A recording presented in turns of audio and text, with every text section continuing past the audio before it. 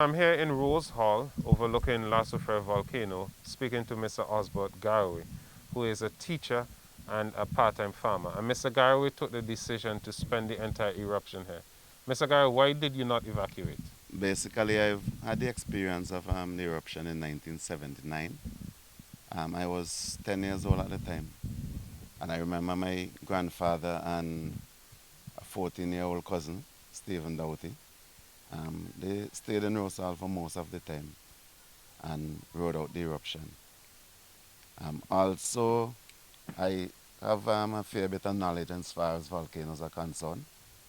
And I've been following the science, listening to Mr. Robertson, who is just about half-mile away. As a matter of fact, I've even visited the position where he is in Belmont. So based on that, I got to understand that the major challenge for people in this area would be dust and water. Okay. Now I have collected a number of I have some drums, about 5 drums, collected some water, and in conjunction with my neighbor here, where I'm Percy Lampkin, he actually has 4 huge big tanks below that he uses for irrigation on his farm.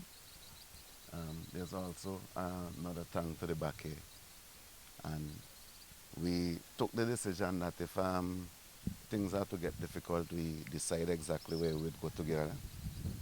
And we also decided that we'd share the water and so on. In terms of the dust now, well, we have a number of goggles and masks and so on. So then I really felt no reason to be running about. Which day would you consider to be the worst? And can you describe that for us? Definitely Saturday. That's day 2, the second day. Yeah. Right. The first day to me felt sort of surreal. It felt somewhat like the beginning of a war. So I felt like a soldier. So I basically told the family members we already had our evacuation plan.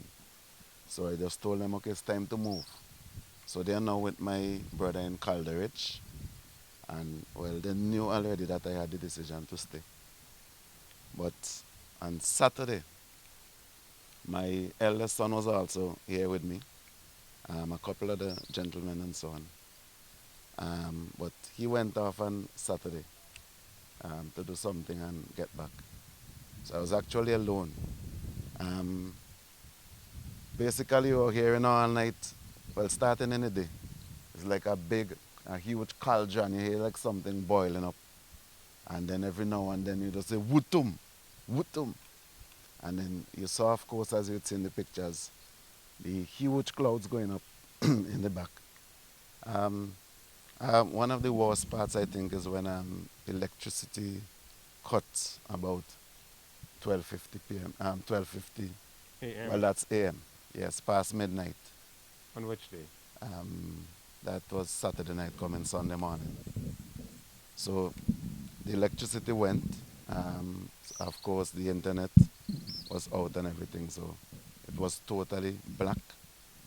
And the rumbling and the explosions continued for the entire night. Okay. I just resided. I decided I'd just go to sleep. So you were able to sleep? Yeah, comfortably. Okay, I got one of the best rest I got, funny enough, for a long time.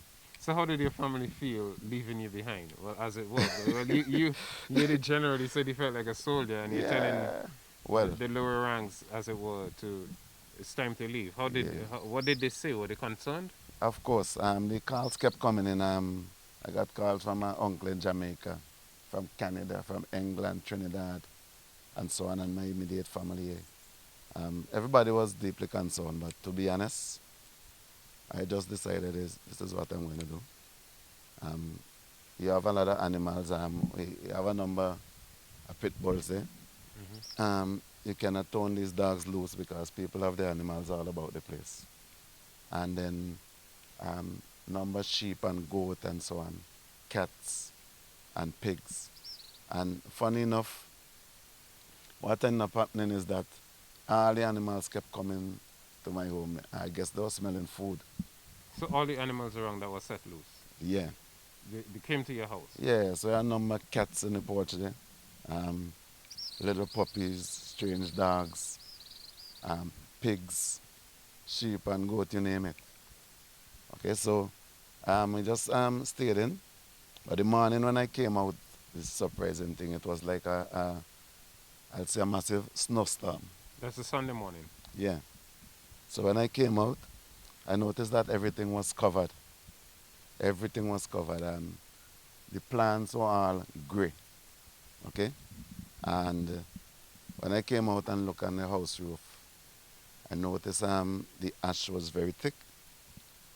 So I actually got myself some shovels and so on. When you say thick, about how thick was it? Well, I actually measured 3 inches of it on on sections of my roof. Mm. So it took me, I was fortunate that you had some rain. So the stuff there was not as dusty as it is now. So it took me about 3.5 hours of work, just shoveling and getting the stuff thrown off the building. Okay? Because a lot of people don't realize it, but I try to follow the science. And one of the things I found out from my daughter who has studied at a level in this field is that the ash, if it gets wet, can be extremely heavy. And as we have seen now, it has caused a number of houses to collapse. Okay, houses that are not too sturdy can collapse under the weight. How have things progressed since that the worst?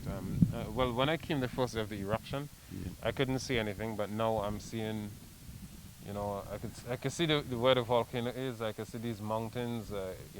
I could see Fitzhugh and Petit Bordel. Before I could not have seen any of those. Yeah. To be honest, what we are seeing now, it's a massive improvement. My wife actually visited me yesterday, and she was complaining how terrible the place was. I said, you haven't seen anything. Because since then we have had wind, breeze blowing and so on and removing the dust. And the animals are again able to get food. I'm hearing birds. I remember on Saturday, it was extremely silent, not even a cricket, Except for the volcano. except for the rumblings and so on. Okay? You could actually hear the clock ticking right in another room. So it was extremely silent. You couldn't hear any birds, you didn't hear any insects. But things are coming back to life. Okay, you said you're a farmer. Tell me something about the farming you do and what impact the eruption has had on that. Right. I have a few heads of animals. Right now I have 3 goats. I've kept pigs already. I've had up to 30 something pigs. But right now I don't have pigs. A vegetable farm and the fruits, a number of the fruits. That's something I didn't mention. On Monday, you could actually stand right where we are and you heard trees being broken down in all different directions. You heard what seemed to be rockfall on the other side. So a number of my fruits have been destroyed, broken down. Breadfruit, you have plum rose, wax apple. And what caused them to break? The weight of the ash. Okay? Now you might see this ash and get the idea that it's fine and so forth. But when it is actually on the plants and it gets wet, if you pass underneath, it actually drop almost like stone. Yeah, dropping very heavily. So the weight of the ash and the leaves actually cause a number of the fruit trees to break down. Yes, man, the coconut trees looked horrible. Right now where you have the branches are up like that, all the coconut trees are the branches hanging down. Okay? Since then we have seen great improvement with those. So besides fruits and animals, do you do? Yeah. You were saying vegetables. Yes, I have some. I have broccoli. I have cabbage, purple cabbage, and cauliflower. Those are those have been totally ruined. The cabbage just opened, and when I went down and looked, I said, "Well, these look like buckets of ash." So I just basically give up with that. In terms of the fruits now, I cut a V-shaped stick and put on my gear and I went, prodding the leaves and so on. So some of them have actually raised up back.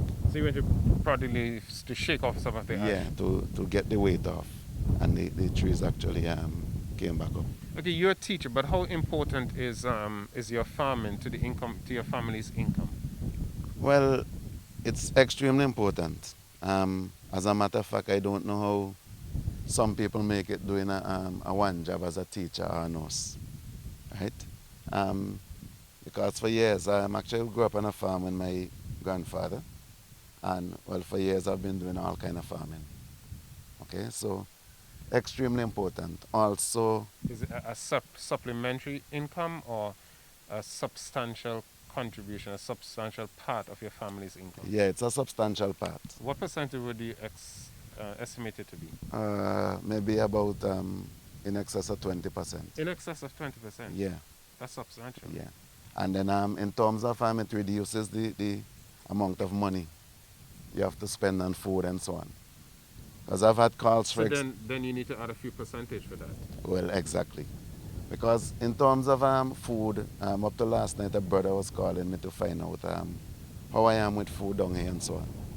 Now, I'm able to go on my farm. Okay, and if I reap a single pumpkin, for example, a pumpkin can last me all week, right?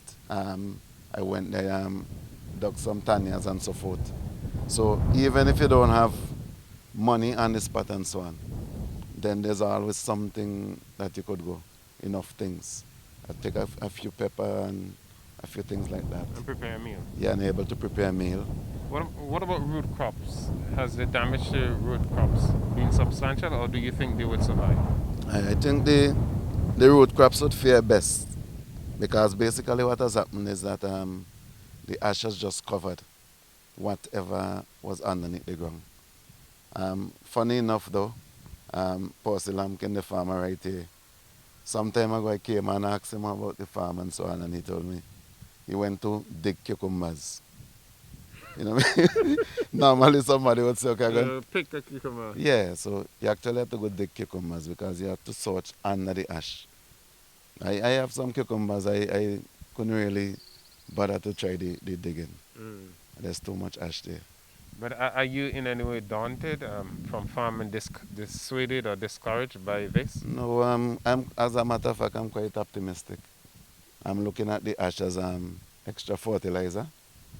And basically we have to see the bright side of things. The volcano is here with us. We can't move it.